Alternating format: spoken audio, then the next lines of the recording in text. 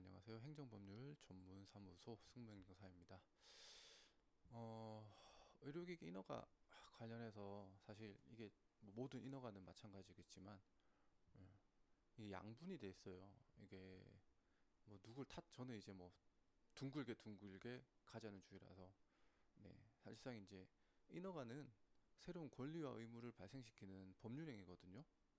그래서 요거는 행정사법에 따라서 변호사법에 따라서 인허가를 할 수가 없습니다. 지금 추세도 그래요.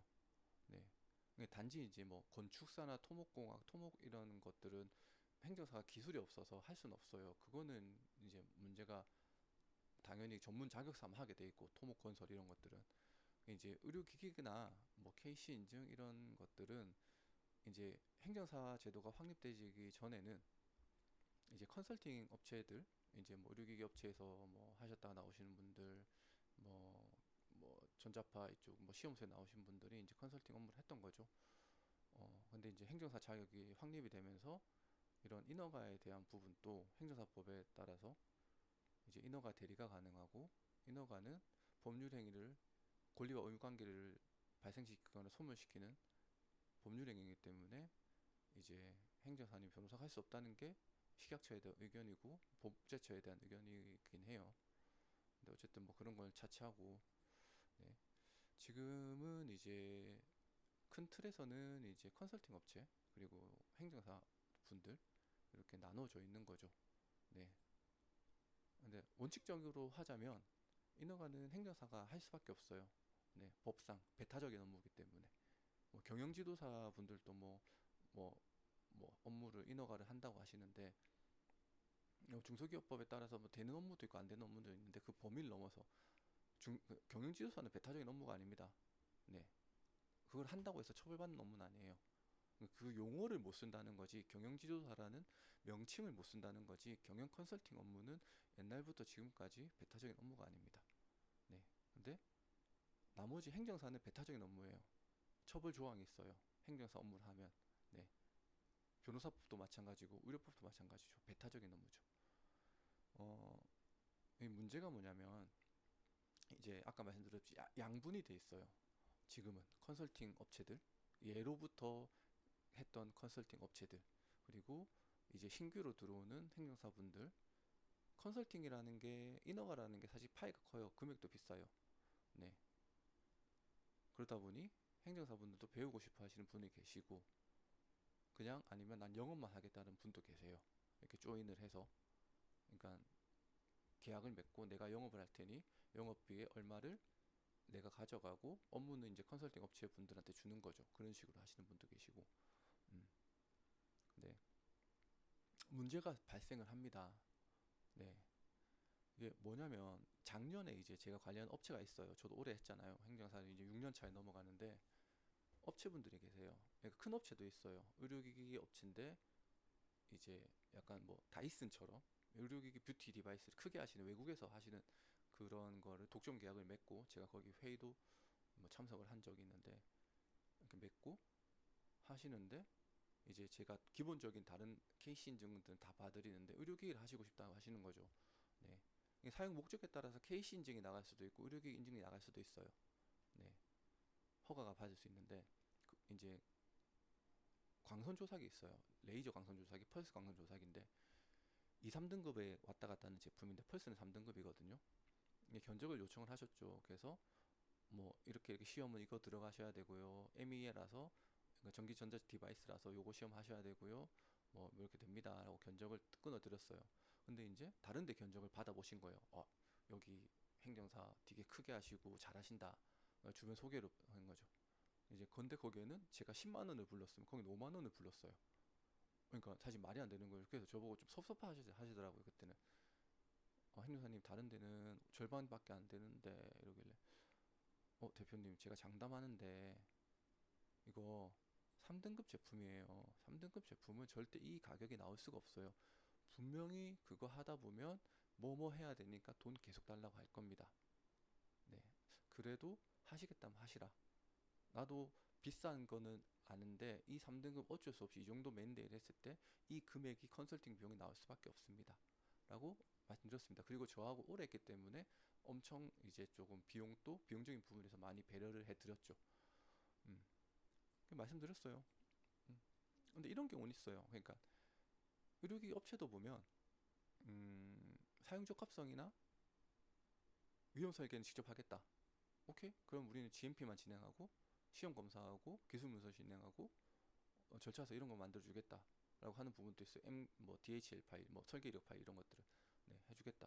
뭐 그런 경우에는 이렇게 분리가 되는 거죠. 근데 그런 거 없이 토탈로 했을 때는 저희는 이제 포괄적으로 놔드리는데 그 가격이면 나올 수가 절대 없는 거죠. 조금이라도 의료기기 해보신 분들은 이 가격을 하면 에이 불가능하죠.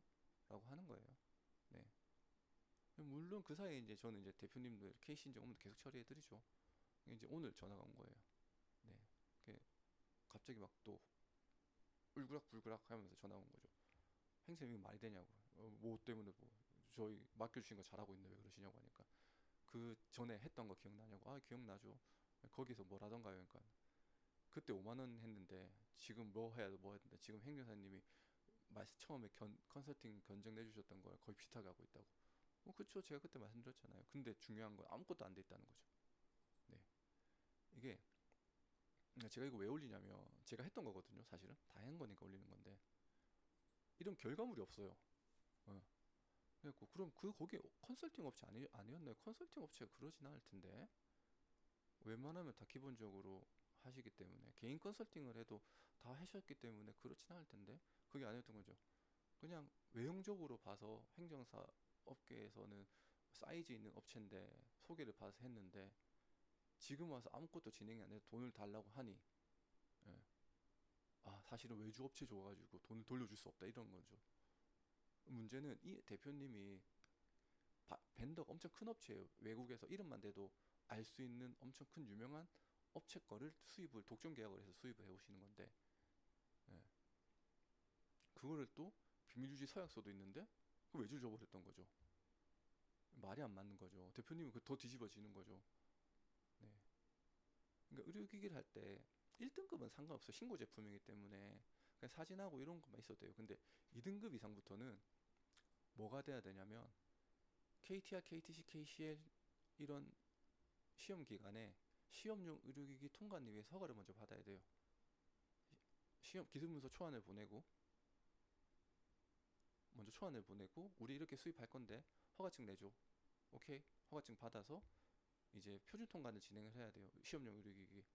그래서 이제 시험용 의료기기 수입을 합니다. 이렇게 요건 면제 신청을 하는 거예요. 그거 하셨어야 하니까 몰라요. 그거 했는지 아닌지 모르겠는데 그거 대표님이 하셔야 되는 거라서 대표님 혹시 그 표준 통관 그 사이트 가입하셔가지고 아이디 만드셨어요? 헬프 트레이드 통상 많이 쓰거든요. 아니요, 저는 만든 적 없는데. 아, 그럼 안 하신 거라고. 지금 1년 동안 뭐 하신 거냐고 내가 물어보니까. 이러고 계신 거예요. 예. 아, 대표님, 그때 제가 처음 말씀드리지 않았나요? 이거 그 가격에 절대 나올 수가 없는 거라고. 예. 그러니까 처음에는 이제 직접 미팅을 다 했죠. 막 사무실도 의리의리하고 하니까 아유 저희가 합니다. 뭐 보여주죠. 막 아유. 근데 정작 컨설팅 업체 맡긴 거죠. 영업비 받고. 어. 행정사 분들 중에서도 진짜 하시는 분이 계세요. 저처럼. 어. 근데 보면 알아요. 블로그 보면 알아요. 어. 아, 여기는 그냥 영어만 하시는 거예요. 네. 그래 되는 거죠. 음. 그래서 중요한 건 인허가 업무는 가격만 보고 선택할 수 있는 영역이 아니에요. 어. 네. 특히 3등급, 2등급도 그래요. 2등급도 그래요. 근데 3등급은 더 그래요. 3등급은 기술문서 심사, GMP 심사가 식약청에 나와요. 기술문서 심사는 이제 뭐 민간기관에서 하는 거지만 식약청 공무원들이 민간 GMP 심사 기관보다 더 빡세요. 표현이 좀 그런데. 예. 그러니까 개인 컨설팅 하시는 분들은 이제 박리담회를 하시는 거예요. 아리 카페 이런 데 보면은 개인 컨설팅 해드립니다. 모든 컨설팅 2등급까지는 얼마 이렇게 하신 분들은 그분들 진짜 박리담회를 하는 거예요. 혼자서 계속 하시는 거예요. 어, 근데 그런 분들한테 왜 업체들이 안 가겠어요? 공신력이 없잖아요, 사실은. 그렇게 하다가 연락 끊으면 끝이에요. 근데 행정사들은 네임밸류가 있잖아요. 행정사라는 정부가 전문 자격이 있고 그래서 맡겼는데 시험용 이 통관 자체도 요건 면제도 신청 안 해놓고 지금 아무것도 1년 동안 아무것도 안 된 거예요. 예, 그렇죠. 예, 저희는 직접 합니다. 네, 제가 직접 하죠. 그리고 3등급, 2등급은 제가 직접 하는데 이제 혼자 하기에는 조금 그래서 이제 전문위원들이 들어오세요. 네, 하시는 거죠. 근데 제가 다 하죠. 뭐 이거 다 제가 하는 거거든요, 사실은.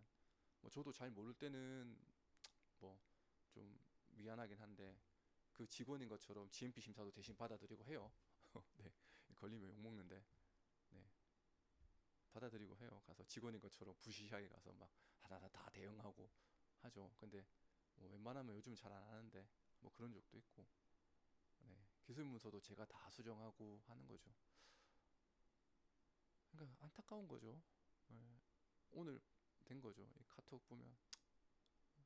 그렇다고 저것도 그 행정사 전화해서 아유 진짜 업무를 왜 그렇게 하시냐고 하는 것도 웃긴 거잖아요. 그래서 그건 알아서 어쩔 수 없다. 지금은 정리하셔야 될 거고 일단 저희 쪽에 들어오시게 되면 저희가 책임지고 해드리겠다는 거죠. 음. 저희는 직접 합니다. 제가 다 하죠. 네. 그리고 심사원들하고 친해요. 또 뭐 친하다는 표현이 이제 뭐 호영호재 한다는 의미는 아니고 그냥 술도 먹고 사실 또 이게 규정을 벗어나지 않는 범위에서는 사람 대 사람 관계로 풀 수 있는 문제도 사실 있거든요. 네. 부적합 뜨는 경우에는 진짜 알짤없지만 논란에 있고 해석의 여지가 있는 부분들은 어쨌든 인간관계로 풀 수가 있어요. 그래서 저는 통상 이제 뭐 시험 검사는 KTC, 기술 문서는 뭐 대구 천복, GMP는 뭐 KTR 위원님들하고 네, 심사원님들하고 뭐 정기적으로 모임도 하곤 하는데 뭐 그렇다고 인적 자원을 내세워 가지고 저희가 안 되는 거 해 드리진 않아요. 어. 근데 그런 풀어가는 과정들이 그렇게 얘기를 할 수 있다는 건 적어도 저는 제가 직접 한다는 거를 말씀을 드리고 싶은 거예요. 어. 근데 대부분 안 하세요. 어. 왜냐면 나하고 합이 잘 맞아야지 기술문서 심사도 그래요. 내가 기술문서 심사를 해주는 심사원님하고 합이 잘 맞아야 돼요. 예. 그래서 빨리빨리 대응이 돼야 돼요. 모르는 데 가면 그냥 보안 때려버려요. 예. 설명도 안 해주고. 그러면 아는 데는 계속 했던 데는 통화하면서 이 부분 수정해 주세요. 이 부분 수정해 주세요. 그냥 전화 통화로 끝나고 그냥 바로 나오는 거예요. 그리고 애매한 거는 그냥 직접 해주세요. 예. 저희 보고 보안을 안 때리고. 그래서 그리고 뭐 시험 검사도 마찬가지고. 네. 그 GMP 심사도 마찬가지고. 현장 심사도 마찬가지고. 최초 심사. 어. 보안 나올 거, 보안 공문으로 나올 거, 그때그때 대응해서 보안 안 나오게 하고, 보안은 최소한 나오게 하고, 보안 빨리 정리해서 GMP 허가 받아서 기술문서 심사 통과해서 네, 뭐 위기심 받고 해서 되는 건데 그런 것들을 뭐 보면 행정사님도 직접 하시는 분들은 하시겠지만 대부분이 그냥 홍보만 해놓고 돈만 받아놓고 그게 되는 게 안타깝다는 거죠. 그렇다고 뭐 동료 행정사분들을 제가 모함하거나 그럴 건 아니에요. 근데 중요한 거는 학폭도 마찬가지고 모든 업무가 마찬가지고 왜 태평양 광장 뭐 김현장 그분들이 1,000만 원, 2,000만 원, 1억을 받아가는 것처럼 행정사들도 인시에 대한 판단을 해요. 맨데이 판단을 하고 그런 것들이 왜 여기는 그만한 가격대를 받을 수밖에 없는지 그 가격이 얼마나 왜 합리적으로 책정이 되는지를 아셔야 된다는 거예요. 나는 10만 원, 저쪽이 5만 원, 5만 원? 그럼 나 여기 가서 할래. 그 결과가 제가 항상 누누이 말씀드리는 거지만 이렇게 되는 거예요. 작년이 작년에 제가 견적 서본에서 이때까지 안 됐다는 거예요. 안타까운 현실이죠. 열심히 하시는 행정사님들 다 욕먹이는 거예요. 사실은. 예. 저도 외적 확장할 수 있죠. 저 같이 하시는 행정사님도 계시고 법인 만들어서 삐까번쩍하게 할 수 있는데 그렇게 외적 확장하는 것보다 사실 전 제 내실을 키우기 원하는 거니까 네, 좀 안타깝습니다. 그 행정사님도 뭐 이쪽 업계에서는 뭐 이름만 대면 다 아시는 분인데 네, 그런 게 모래성 위에 모래 위에 지은 성처럼 그렇게 됐다는 사실이 너무 안타까운 거죠. 알고는 있었는데 네, 평소에도 제가 듣고 보고 듣는 게 있었는데 좀 많이 아쉽습니다. 아무튼 뭐 중요한 거는 그래요. 학폭도 그렇고 인허가도 마찬가지고 학폭 어디 30만 원 받는 데 있어요. 받는 데에서 의견서 받아서 폭망하고 폭된 말로 저희 쪽에 행정심판 오시는 분들 그때 썼던 서면 의견서 좀 달라고 해요. 보면 뭐 이상한 뭐 독임제 행정기관이고 뭐 법원의 유례가 뭐 어떻고 뭐 이제 쓸데없는 얘기 하는 거잖아요, 사실은. 의미 없는 얘기들. 예, 그러니까 30만 원을 받는 거고. 변호사들 보면 뭐 1,000만 원 받으시는 분들, 학폭위 의견서만 500만 원 받으시는 분들, 그분들 썼던 거 보면 진짜 수려해요, 화려해요. 진짜 법리적으로. 형용사가 많아서 수려하다는 뜻이 아니라 법리적으로. 와, 이래서 500만 원 내고 하시는구나. 어, 그런 말이 나오는 거죠. 인허가도 마찬가지죠. 음. 분명히 저보다 더 능력 좋은 행정사님도 계시고 컨설팅 업체도 계실 거예요. 그분들 더 비싸겠죠, 당연히. 바쁜 시간 내 완결을 해줘야 되기 때문에 더 비싸게 인식 판단을 해서 더 비싸게 받는 거고. 네. 아무튼 당부드릴 말씀은 업체 대표님도 마찬가지. 1년 동안 아무것도 안 하신 거 이분은 그냥 런칭해야 된다고. 사실 이분이 KC도 컨설팅 업체 있다가 안 돼가지고 저한테 오신 거거든요. 제가 비싸니까 처음에 견적서 냈는데 거기에는 5만 원, 난 또 10만 원 내니까. 근데 5만 원 내서 맡겼는데 이거 전자파 인증도 안 되는 거야. 어. 거기 주소 다 틀리고. 어.